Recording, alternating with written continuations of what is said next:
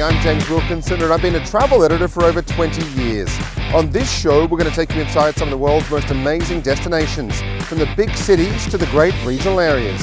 We'll take you inside some of the world's best hotels, bars, restaurants, galleries, and much more. Right now, we're in Austin, and this is Wayfarer.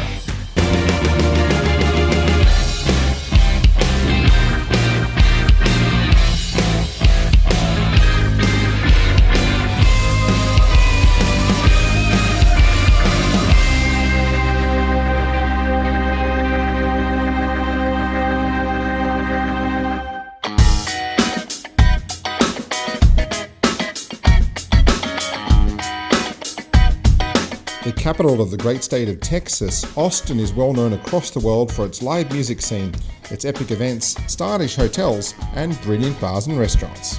Here you'll find some of America's culinary delights, from seafood to barbecue, alongside amazing museums, shops, and plenty of bars playing everything from country to rock and roll. Let's go exploring.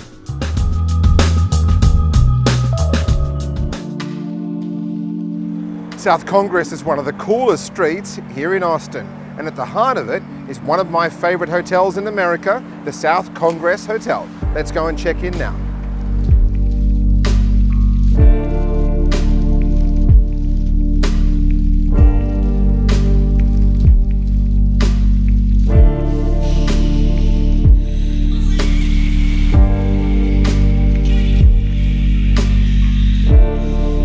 So Bart, we're here at one of my favorite hotels in America, and one of the coolest hotels, and you've been around for some 4 or 5 years, and you'd feel like you walk in and just opened again yesterday.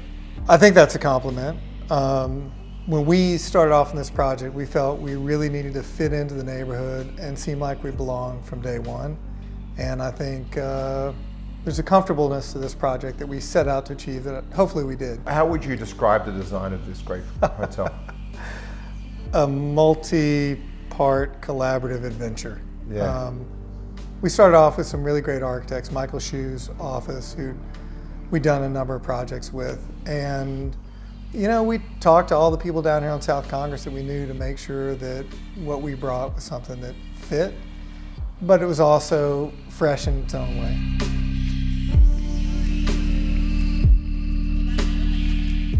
Interesting that you have hotel rooms that look like they're straight out of a magazine, like where we are now.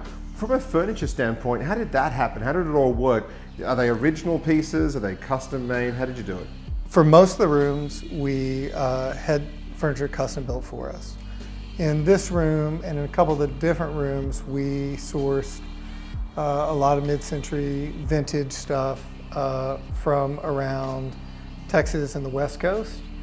And it was nice to give these a little distinct feel.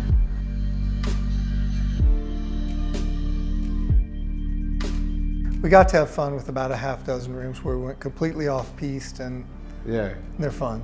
You must be happy with how this hotel's holding up. I mean, it does have that feel like you've just opened. I mean, that's a great thing from a hotel standpoint too. Well, we feel like it gets worked out pretty hard. It's busy most of the time, and it gets loved. But we built it with some design standards, you know, all poured in place concrete and steel. And we really, with the elements we chose to use, they're pretty robust and intend to be permanent. It's a very green hotel from an exterior standpoint, interior standpoint, and not just from plants being everywhere. You guys are very conscious of the environment here. We live in Texas, and we don't have much of a problem in winter, but summer's tough. So shade, breezeways, materials, you need to, in this environment, put a lot of thought into it.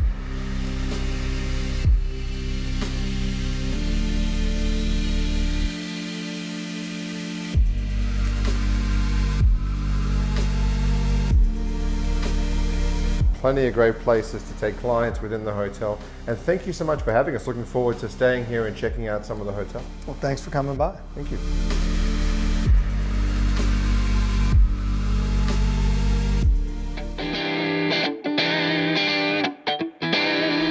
There's some great barbecue to be found right across the United States, and here in Austin is one of the best in the nation. Today, we're going inside and chatting to the two founders of this great business to talk about barbecue, great food, and a lot more. Let's go.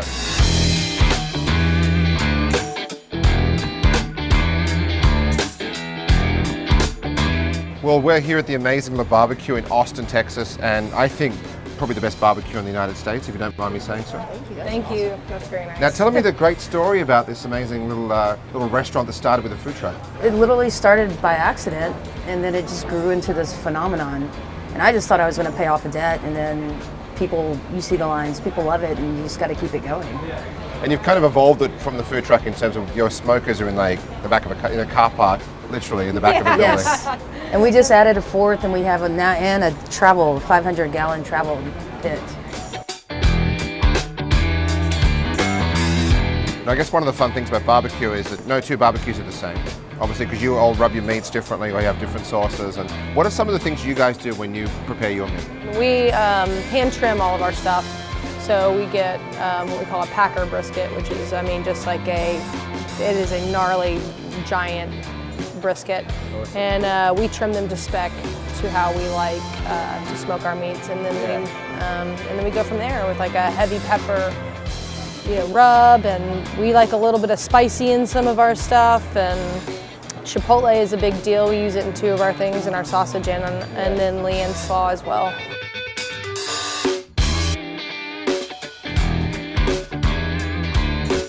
On the plate we have now, we've got these great sausages. Now, how many different kinds of sausages would you guys do at any given week? We actually do 3 different kinds of sausage. We do our original, and then we have our jalapeno, which is our newest one. Yeah. And then our chipotle, which is, one of actually my favorites. It's really nice, smoky, and spicy. I know. Well, we use our house-made jalapenos in our sausage, which gives it a little nice kick. Yeah, and obviously, huge fan of ribs, I can see as well. Yes, definitely. Well, I had to get you this beef rib. It is what sells out the quickest. Awesome. Well, look forward to trying the food, and thanks for having us, and well done on such a great opportunity here in a great restaurant. Yeah. Time to chop in? Yeah, let's go. Thanks, guys.